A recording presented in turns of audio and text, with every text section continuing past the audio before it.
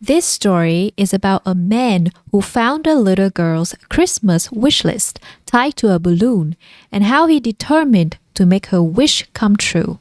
Let's take a look at some key vocabulary words and phrases.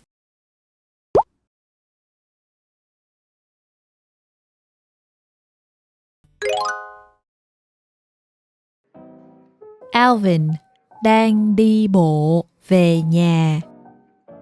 Tự nhiên, ổng thấy cái gì đó ở trên cây. Ổng cảm thấy rất là tò mò. Cho nên, ổng đã lại gần để xem.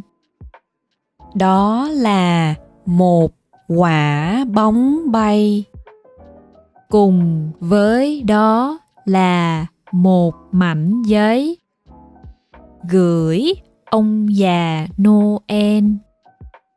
Con tên là Luna.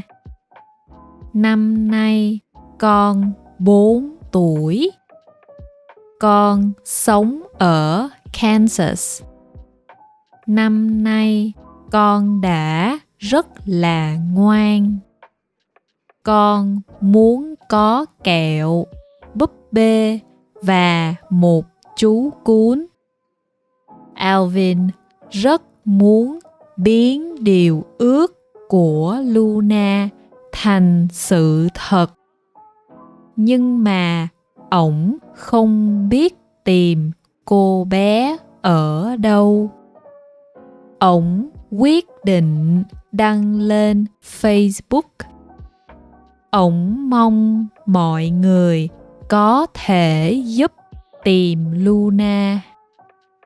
Bài viết của Alvin được nhiều người chia sẻ.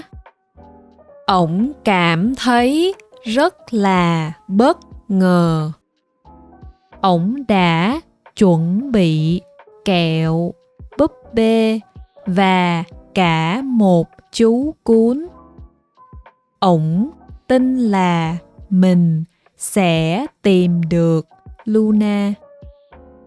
Một hôm, ổng nhận được một cuộc gọi.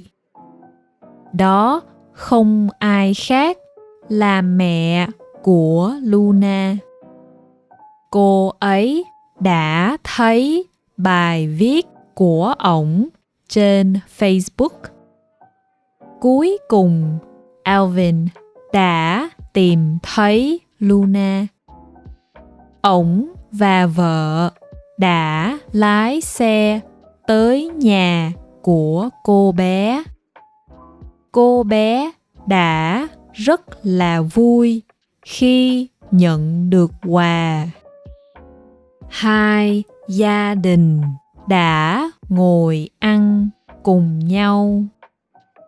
Họ đều cảm thấy như họ đã biết nhau từ lâu.